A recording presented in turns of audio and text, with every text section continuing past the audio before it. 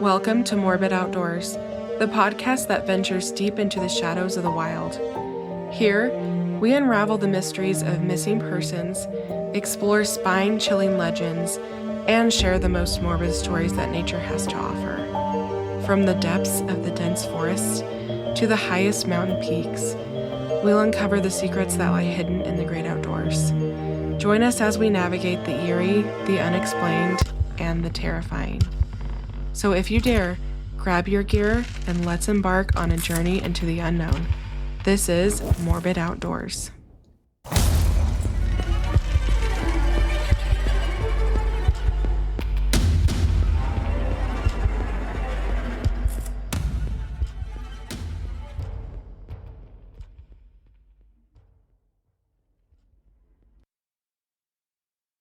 Hello, everyone. Happy Wednesday. I hope everyone's having a great week and enjoying the fall. Still enjoying the fall.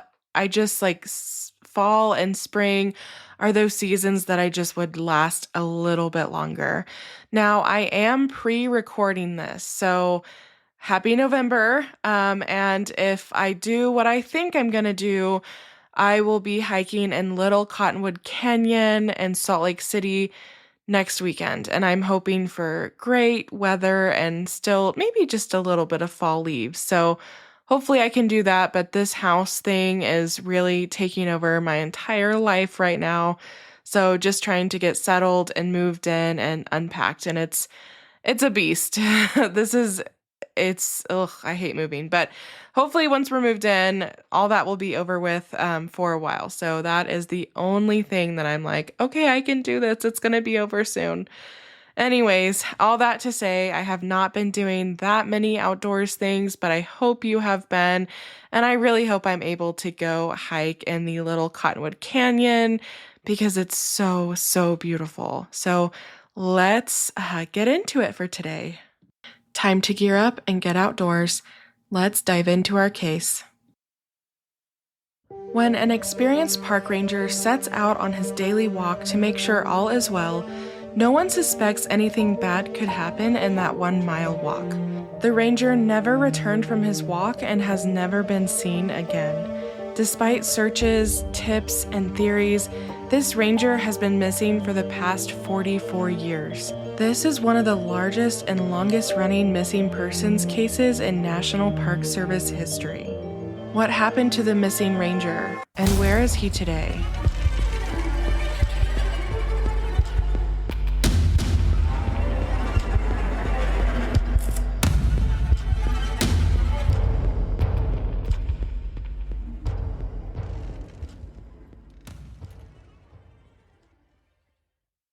Okay, I have just realized that I've been not saying my name, and so I will say it now, but in future episodes, I will try to say it before the case summary. So my name is Elise, and I'm your host here at Morbid Outdoors. And I also forgot to tell you that I watched a movie last night, and it was kind of in the genre of Morbid Outdoors, and it's called Don't Move. And it was pretty good. I mean, it wasn't amazing. It's on Netflix, but it is about a woman that is out hiking by herself, and then a serial killer targets her. And it's a game of cat and mouse, and it's a psychological thriller. Pretty good. So go watch that if you haven't. Might be a fun Halloween, esque movie, but pretty good. And let's dive into our case today. So most of you probably are already very familiar with this case. I had never heard of it until 2018, and it's shocking that I'd never heard of it because I live and breathe this stuff, and it wasn't frequently talked about, I feel like, until recent years. So today I'm going to be talking about Chiricahua National Monument in Arizona.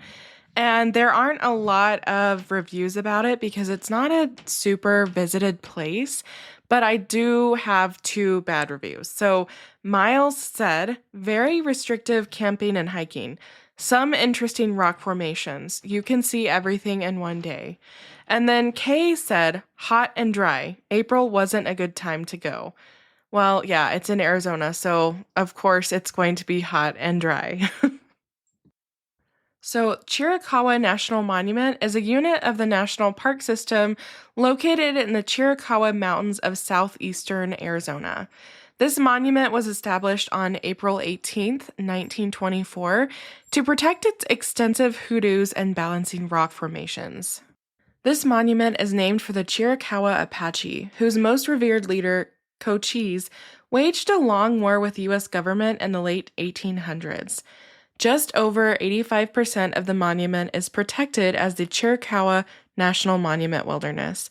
And I just want to say I have never been there before. I hope to go one day, but this is not a national monument that I have actually ventured to. Now, in this national monument, there are only 17 miles of trails that lead hikers through various ecosystems of meadows, rocks, and forest. The Chiricahua National Monument is so rugged that a plane vanished there in 1956, and it was not found until a backcountry hiker stumbled upon the wreckage in 1965. So, extremely rugged terrain, even though it's not a huge area. Now, the Chiricahua National Monument is located approximately 36 miles southeast of Wilcox, Arizona, and the monument preserves the remains of an immense volcanic eruption that shook the region about 27 million years ago. I have been to a similar area located in New Mexico, Kasha Katui National Monument, when it was still open way back in 2017. So similar with the rock formations and hoodoos, except for the national monument that I went to was very small and not as rugged as the Chiricahua National Monument. Now, an interesting fact about this location is that in 2022, the U.S. Senate passed S 1320 to redesignate the monument as a national park. And as you probably know, the bill did not make it out of the committee in the House and died with the conclusion of the 117th Congress. In early 2023, Senator Mark Kelly introduced S 736 in the Senate, while another representative introduced H.R. 1479 in the House to redesignate the monument as a park. Now, this is going on for years. These people are trying to get the national monument redesignated as a national park. The 2023 bills passed out of the committee in the Senate, but have not passed out of the committee in the House. So people are really trying to get this as a national park. I'm not sure exactly what the parameters are for making a national monument into national park, but I would be shocked if Chiricahua National Monument ever gets redesignated as a national park because it's pretty small and there are only 17 miles of hiking trails, which is, I don't know, shocking. But I just don't know if that's going to happen, but there are people trying to make that happen. I think it'd be great for the state of Arizona. I think it'd bring a lot of commerce and business, but I'm just not sure how realistic that is for this national monument. According to the Köppen Climate Classification System, Chiricahua National Monument has a hot summer Mediterranean climate. The hottest temperature recorded at the National Monument was 109 degrees Fahrenheit on July 13th, 1909, while the coldest temperature was recorded was negative 10 degrees Fahrenheit on January 7th, 1913.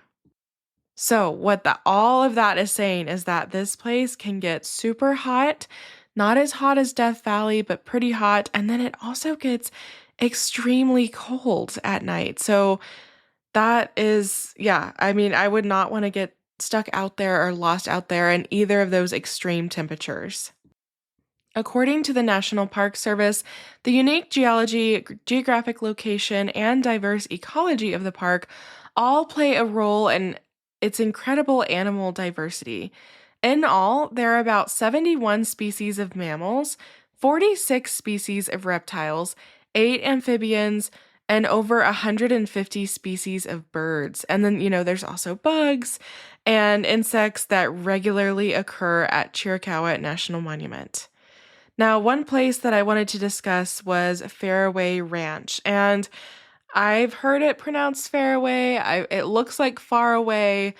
I think far away is like a more fun, version, but I really think the correct pronunciation is faraway. So that is what I'm going to say. But if I am incorrect, please let me know in the comments because I love to learn and I am always open to learning how something is, correctly pronounced. So, the Fairway Ranch Historic District is a part of the Chiricahua National Monument. And basically, it preserves an area associated with the final conflicts with the local indigenous people who were the Apache. And so this was like one of the last frontier settlements in the area. And it's located in Bonita Canyon, which lies at an approximate altitude of 5,160 feet and opens into a southwesterly direction into the Sulphur Springs Valley. Fairway Ranch was the home of Swedish immigrants Emma and Neil Erickson. Emma bought a two-room cabin in December of 1886. After she and Neil Erickson married in January 1887, they settled on the 160-acre homestead.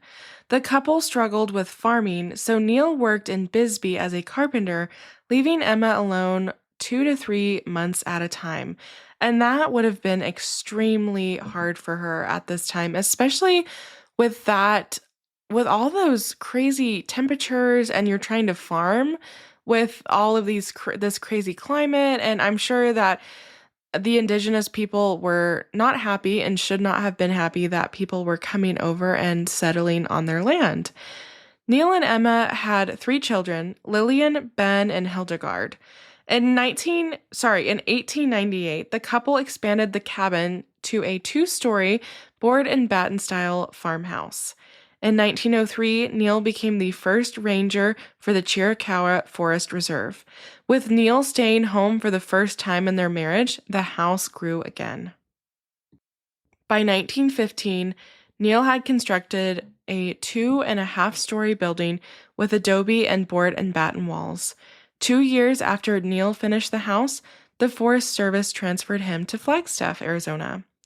Now, the house actually had another phase of building when Neil and Emma's daughter Lillian married Ed Riggs in 1923. Ed was able to add comforts needed for a modern and successful guest ranch operation, including bathrooms, oil heat, and electricity.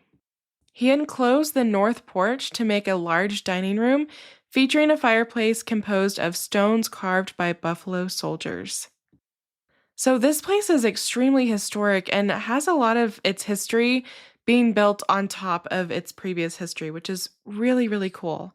Now, Ed actually promoted Wonderland of Rocks, an area of rhyolite tuff rock formations just southeast of the ranch. And he promoted this as a tourist attraction and potential national monument. Now, through Ed's efforts, Chiricahua National Monument was established in 1924, and Ed was hired to supervise construction of new horse and hiking trails throughout the newly established monument. He also managed most of the maintenance around the ranch until his death in 1950.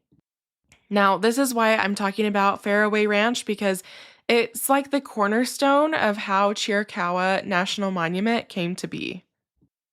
The ranch remained a working cattle ranch until the early 1970s. And this was actually a recent addition to the National Monument at the time of the case in question. Basically, this area was not included in the National Monument until our case happened, which was in the 70s. So pretty cool. And once the National Monument absorbed it, it's now a part of the monument, and you can actually go visit this area and see this beautiful historic structure. Now, I am going to put in my little segment about the 10 essentials. I don't play this every episode, but I do think it's important to just remind everybody what things are essential when recreating outside.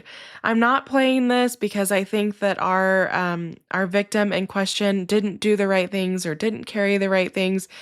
I believe that there's foul play involved in this case, so even if he had the 10 essentials for his hike, I don't think it would have mattered. But I do feel like I need to put the 10 essentials on there because Even with short hikes, you never know what's going to happen. So let's talk about the 10 essentials. Let's talk about the 10 essentials everyone needs to carry while they're outdoors. The 10 essentials are only the basic items you should have with you. You may need additional items depending on the activity in which you participate. Visit the park's website to learn more about the park and your activity before you head out. So, our 10 essentials. The first is navigation. Navigation systems are used when planning your route before your trip and when you need help orienting yourself in surroundings during your activity. Know how to use a topographical or relief map as well as your compass or GPS unit before going out. So, when I say navigation, I mean you need a map, compass, and GPS system. Personally, I have a Garmin InReach Mini, and it is the best purchase I have ever made as it can save my life. The second essential is sun protection: sunglasses, sunscreen, and hat. Sun protection is necessary to protect your skin and eyes against harsh UV rays that are responsible for sunburns and skin cancer. Consider using sunglasses, sunscreen, and hats. Sun protection clothing, such as pants and long sleeve shirts, can also help minimize your exposure to the sun. The third essential is insulation: jacket, hat, gloves, rain shell, and thermal underwear.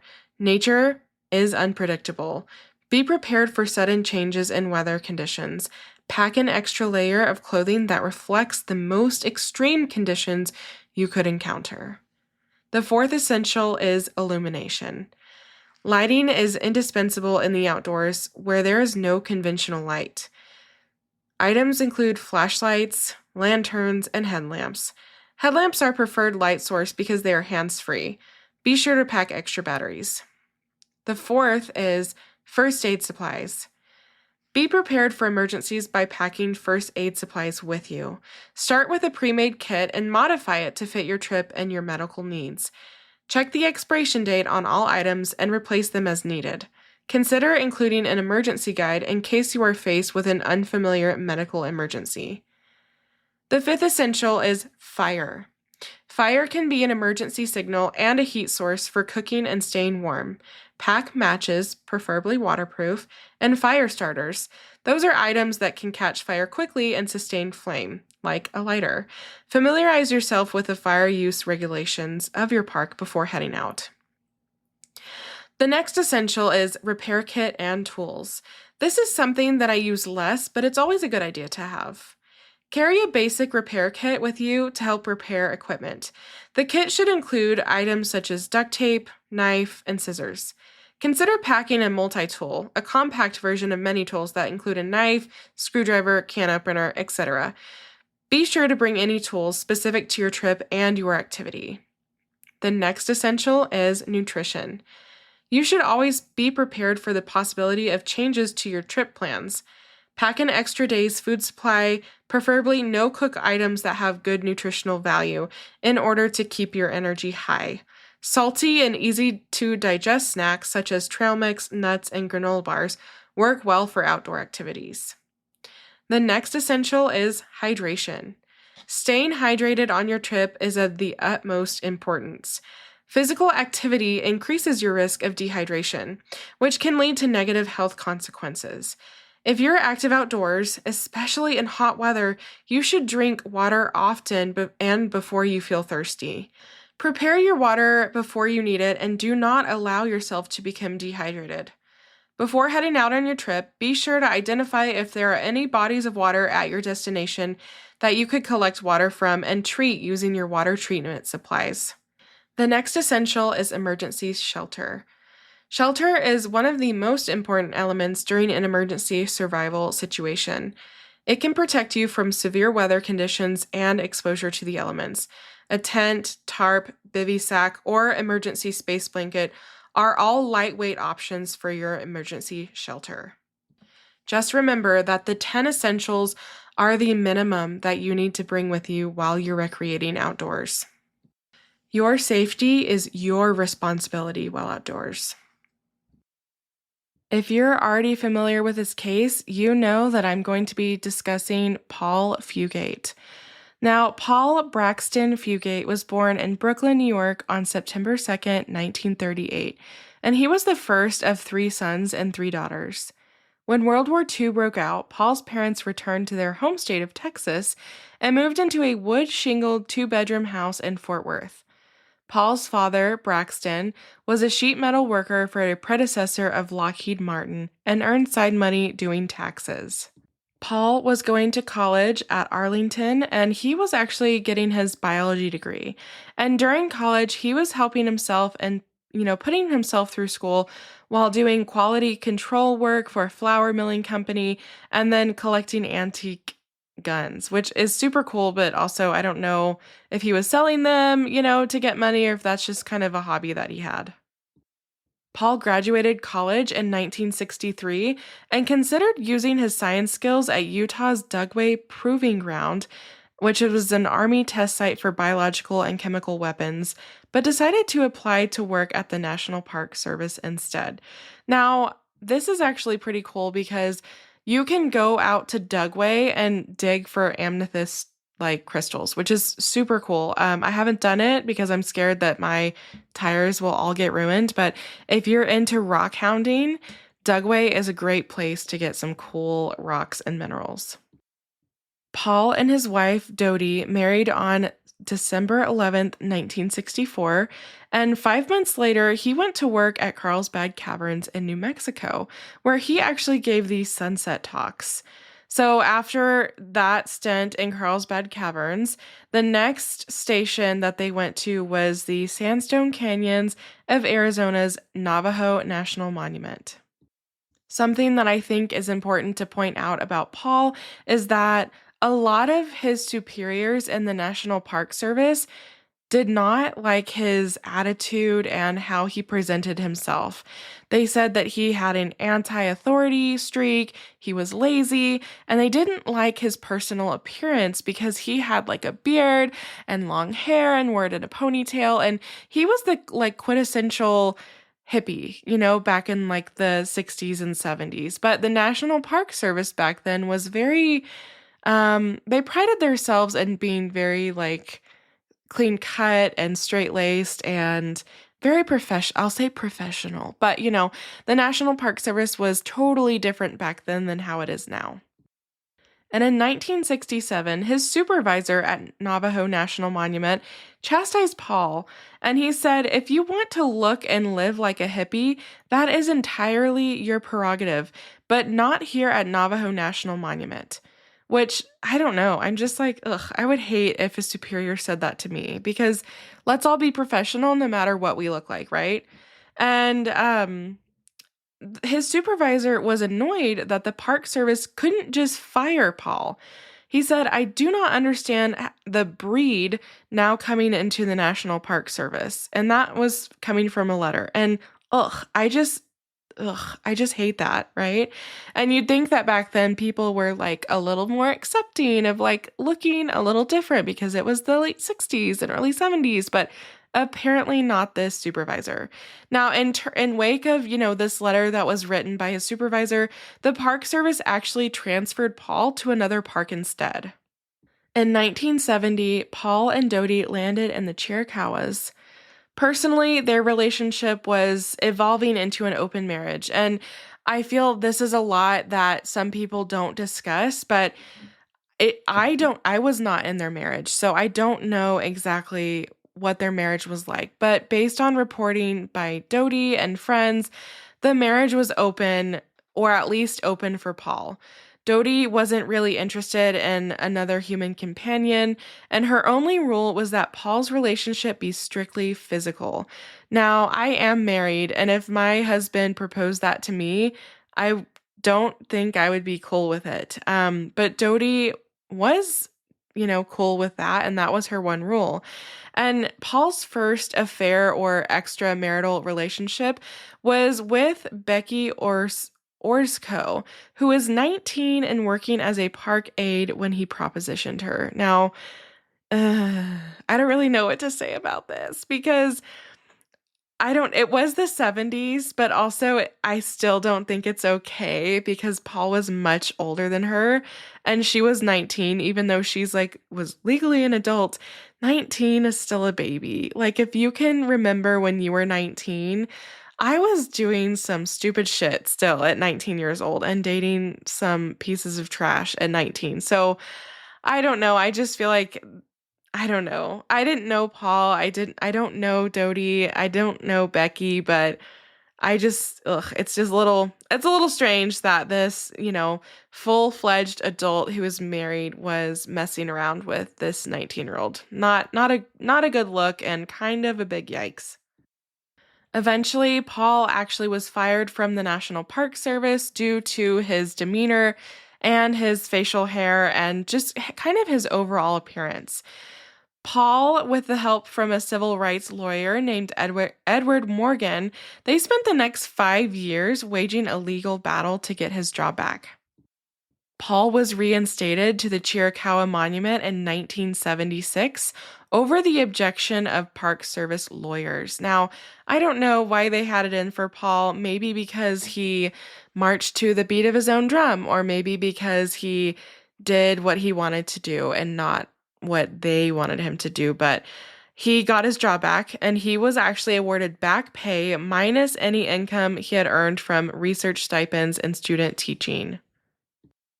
In his free time at the monument, he would tinker with his 1955 Chevy sedan and kept tabs on a resident javelina and which wildflowers were in bloom. So he really, really enjoyed working at this national monument. He was social by nature and would hang out with a younger crowd of seasonal employees, often getting stoned and going on full moon hikes like some minor guru. So this is how he was described by Dodie and friends. Like I said, I don't love that he was, a full-fledged adult and hanging out with the younger seasonal employees, but I don't know, that's just me. Some of you might have different opinions, and that's okay. Now, in 1978, Paul met a woman named Bonnie who was 20 years younger than him, and they actually started a relationship. She did get pregnant by Paul, but actually had an abortion. And this is a big point of like contention in the case between Dodie and Bonnie because Dodie was aware of this. They had this understanding and this kind of open marriage. And so Dodie knew about this. And I don't know, 20 years younger than him. Oh, I wonder how old Bonnie was at the time. I don't know. It's just a little too much for me. So fast forward to Sunday, January 13th, 1980. It's around 2 p.m. It's cold outside, and Paul stepped out of the visitor center at Chiricahua National Monument wearing his standard Park Service uniform, and he announced that he was going to do a trail. He left the visitor center to go for a hike in the Fairway Ranch area. And this is really where our case begins. Paul never came back from his hike, and despite it being a short hike, which he should have been able to do in 30 minutes or less, he never returned. They started searching on foot with tracking dogs and helicopters and light planes, and they were scouring this rugged landscape because initially, it was thought that he probably got hurt and he was stranded, but all of this searching turned up nothing. Days into the initial search, Dodie, Paul's wife, brought in a clairvoyant whose name was Sandy Brooke. She detected what she called a time portal inside the Riggs house. That's, the Fairway Ranch house.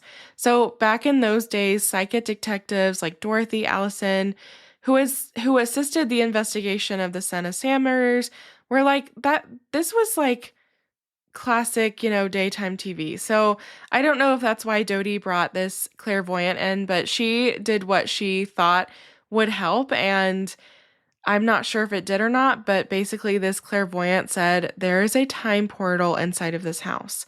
Now, the clairvoyant claimed that she'd had a vision of two men bending over a woman's drugged, unconscious body.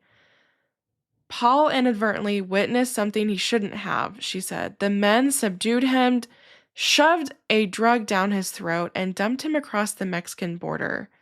Dodie seemed shaken by this report, particularly because she had seen some sketchy characters and apparent vandalism around the Fairway Ranch that she had already told cops about. So, Dodie, this is what she told the news that day. Someone is lying. Someone knows what happened. Like I said, this is all coming from like a medium or clairvoyant. So, who knows if this really happened? But I just wanted to include this because it was part of what Dodie did in her like little investigation that she was doing into her husband's disappearance. Paul had been missing for 4 days when it started to snow, and basically all of the hope of finding him alive was fading. Now, when Paul disappeared, suspicions of foul play emerged about 5 days later when Dick Horton, a Park Service volunteer in his 50s, came forward to recount a memory he'd had.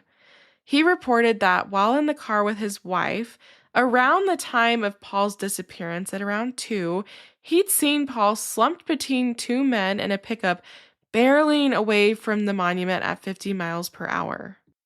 This volunteer did undergo hypnosis to give this account, so it's not confirmed. This was just one witness reporting.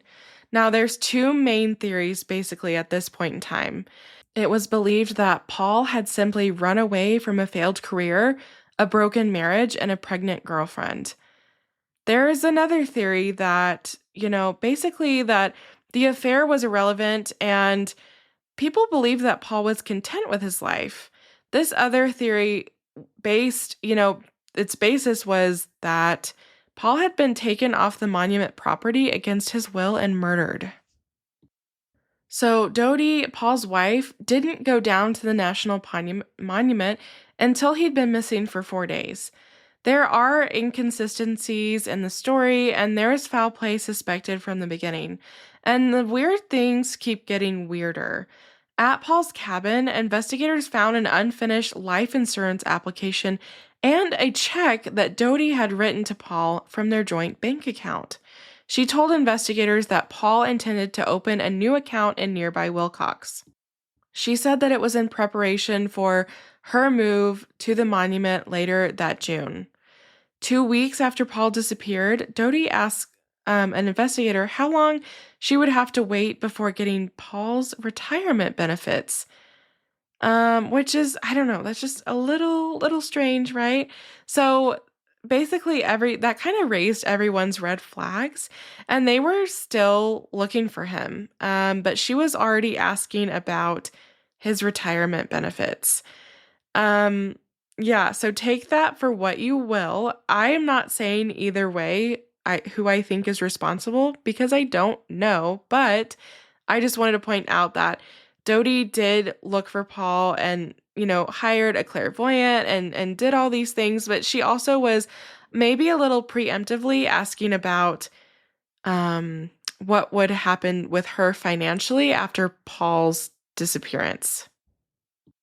I did want to include a cool fact that after Paul went missing, a classmate named a new plant species in his honor, and it's actually a flowering desert perennial called Amsonia fugate, which is really pretty and a touching thing for a classmate to do for Paul.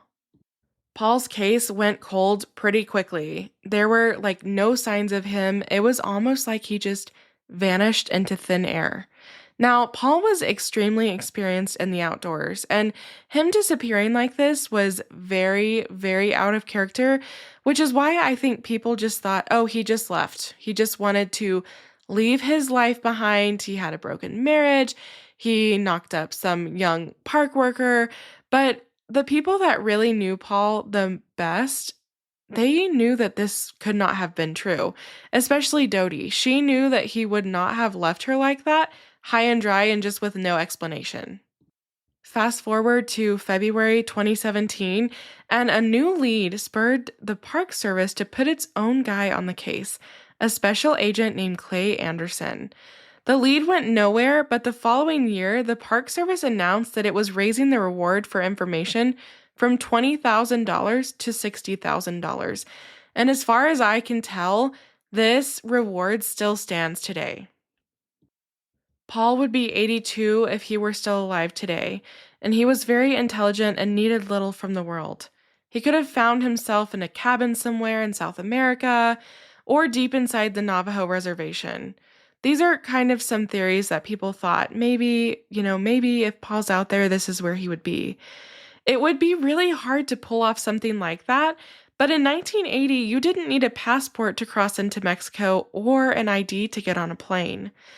There is a ranger that knew Paul, and he wonders about an incident that happened roughly a month before Paul's disappearance when Paul came over and gave Bill an M14 automatic rifle. So, why did he do this? This ranger recalls wondering, what the hell did he do that for? Why do I need this rifle? There's no record of him mentioning this to the investigators, but this ranger says that he thinks about it all the time. So maybe if people were thinking about, oh, Paul just wanted to leave or he committed suicide, maybe this was his way of giving away his precious belongings. But this is the only person who ever came forward and said, he gave me something about a month before he disappeared. So I just don't know what to think about this, honestly. Now, I did want to talk about some of the lore behind the Fairway Ranch because it gets kind of weird. So there might be some bad juju or negative energy around this place. Now, during someone's ownership of the Fairway Ranch, the house was inhabited by a string of caretakers, including one who hemorrhaged and died on the couch, which, that stuff happens, nothing crazy. But after Ed's death in 1950, the place was converted into a museum.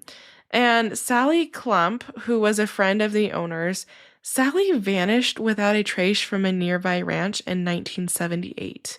So this area is a little bit weird in terms of a few strange things or negative things happening in this area or around this area. Now, I think it's very strange that another adult vanished without a trace just 2 years before Paul went missing.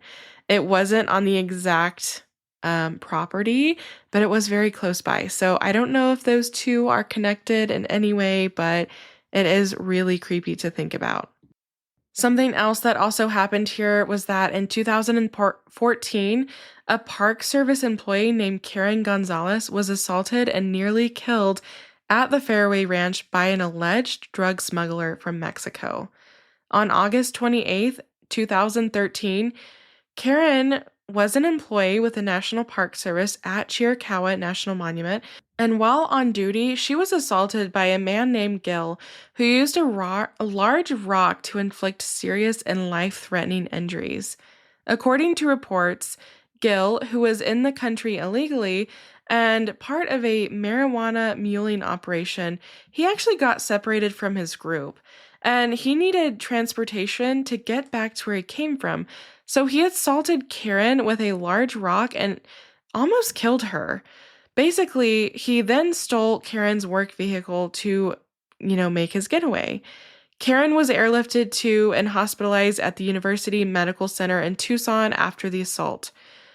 Her assigned work vehicle was also taken from the scene by the suspect, and it was later recovered in Douglas, Arizona. So it's not a far-fetched theory that Paul might have become victim to a drug smuggling operation. It's extremely close to the Mexico border, and I feel like, since this happened in 2013, I think I said 2014 earlier, but I meant 2013. Since this happened in 2013, it could have happened in 1980. So I really don't think the foul play theory is too far-fetched, right? And then in 2018, human bones turned up in the surrounding Coronado National Forest in the Chiricahua Mountains, where on separate occasions, both in 2015, 2 adults had gone missing under suspicious circumstances. So 2 people go missing in 2015, and 3 years later, someone finds human bones. Now, I couldn't find a ton of information about this, but this woman's name was Janet. She was 44, and she vanished the afternoon of June 19th, 2015, during a camping trip with her family in the Chiricahua Mountains. Her disappearance was actually featured as a part of Dateline's Missing in America series. The Cochise County Sheriff's Office told Dateline that Janet was last seen outside of a campground bathroom in Rustler Park where she was waiting for her mother. When her mom came out of the bathroom, Janet was gone. Search and rescue teams combed the area's trails and camping sites, but no signs of Janet were found. It was like she vanished into thin air. The case was halted until 2018 when the sheriff's office was given a tip about bone fragments in the area where Janet went missing. They're saying there's no evidence of foul play, but I don't really know if I believe that. September of that same year in 2015, Mary Sloan went camping with 7 other adults and was found missing the first morning. All of her camping gear was found in her bed, rolled up. Everything was in her tent. Her purse was also located in the tent. And this is a little sad. So Mary was actually still dealing with the loss of her husband, who passed a few months before the trip.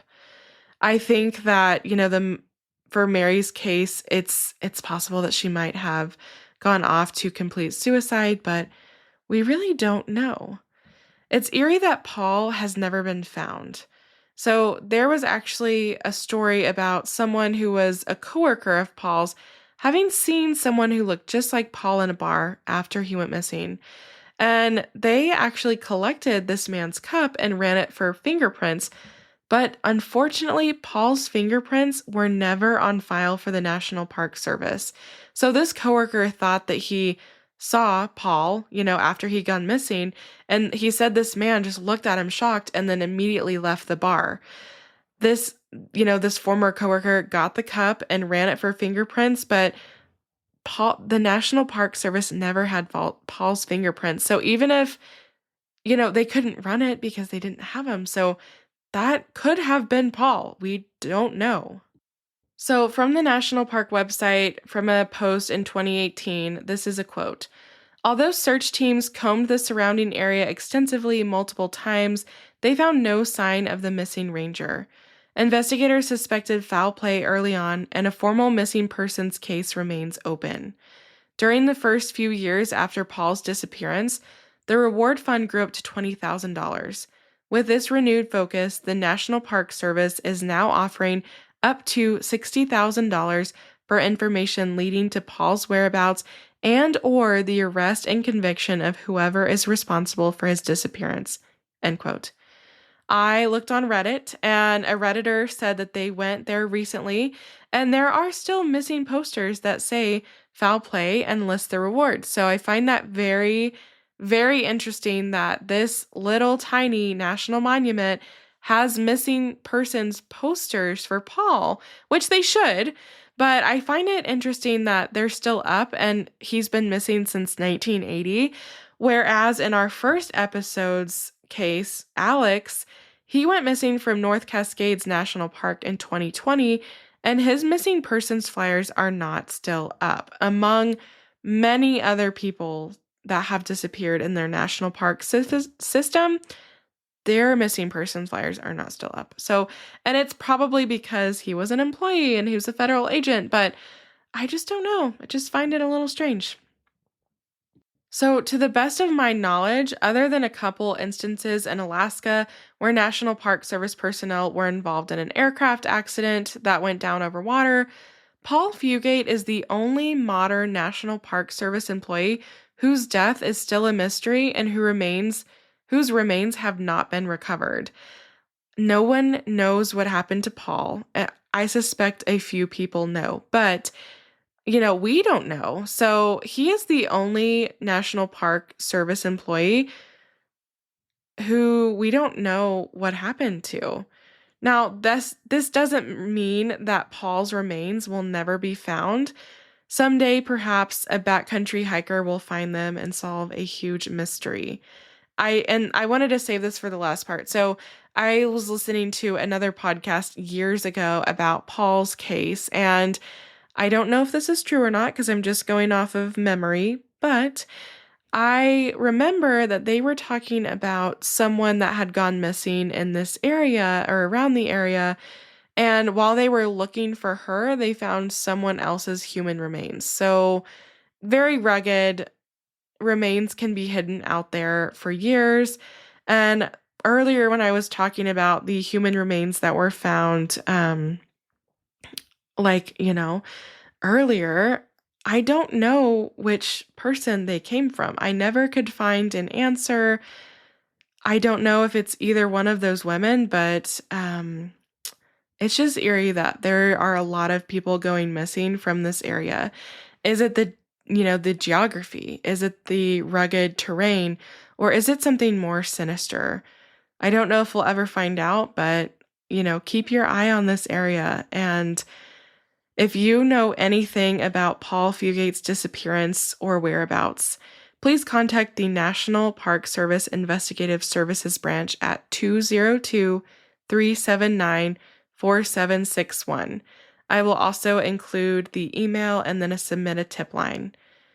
Recreate responsibly, and remember, sometimes the great outdoors aren't always great. Oh, and please let me know what you think happened to Paul. I would love to hear all of your theories. My main theory is that he stumbled upon something he wasn't supposed to see. These people or persons involved just saw, some sort of law enforcement officer, and I think they got rid of Paul. And I don't know if he'll ever be found, but hopefully one day his wife, Dodie, is still around and alive. And I know that she and all of Paul's friends and family would love closure in Paul's case. Thanks for listening to Morbid Outdoors. If you're enjoying what you're hearing, make sure to subscribe to the show on your favorite podcast platform. It's free, easy, and it helps us out immensely. When you subscribe, you get updates on our latest episodes, and it also boosts our visibility, making it easier for other curious souls to find us. Another great way to support Morbid Outdoors is by leaving us a review. Whether you're on Apple Podcasts, Spotify, or wherever you listen, a quick review helps us know what you love about the show. Find us on Instagram and Facebook at Morbid Outdoors Podcast. You can email us case suggestions and your campfire stories at morbidoutdoorspodcast@gmail.com. Thanks so much for the support, and I'll see you next time.